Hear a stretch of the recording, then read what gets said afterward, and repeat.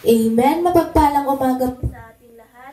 Tayo po ay magsisimula na sa ating gawain sa umagang ito. At inaanyayahan ko po ang bawat isa na tumayo at atin na pong sama-samang awitan ng Panginoon.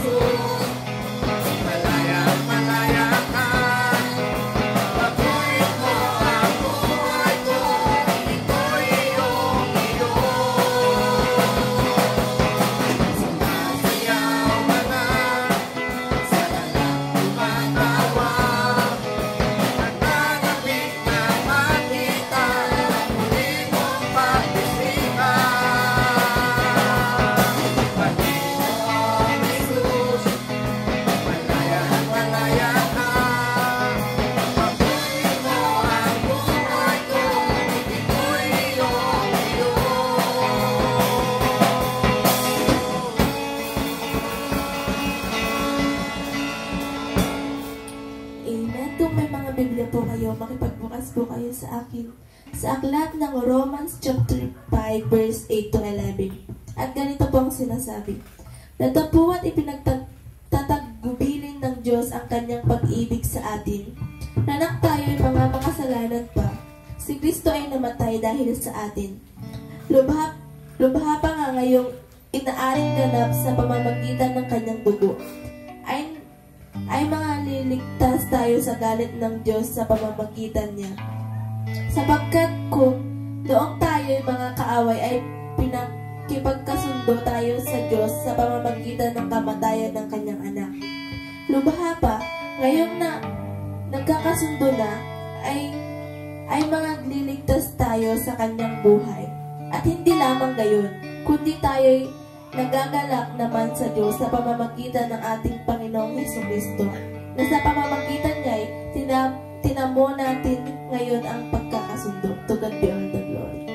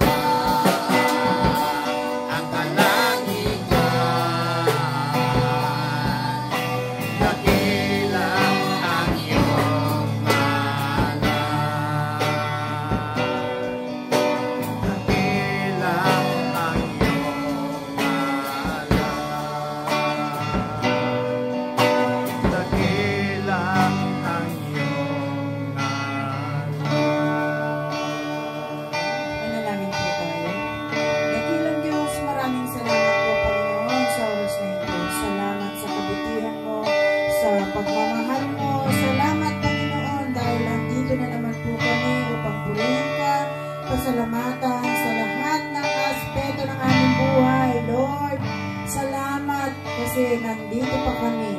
Salamat at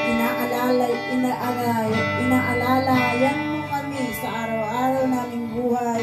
Salamat, Panginoon, dahil napakabuti mo at napakadakila kang Diyos. Suportahan mo po ang bawat isa, Panginoon, bagamat wala po ang mga iba. Ikaw po, Panginoon, ang siyang magbigay ng kanilang kalakasan at kaluwalhatian. Tunay nga po, O Diyos, na Ikaw lamang, Panginoon, ang aming sandigan. Ikaw ang aming nahihiligan, Panginoon. Ikaw po ang siyang magbigay ng kalakasan ng bawat isa. Pagnubayan mo po ang mga magagamit sa araw na ito, Panginoon, at tulungan mo po sila, i-bless mo po sila, Panginoon. At ganoon din po ang aming Pastor, Lord. Ikaw po ang siyang magbigay ng kanyang pangangailangan at bigyan mo siya ng kalakasan sa kanyang araw-araw na pamumuhay. Maraming salamat po. Ito po ang aming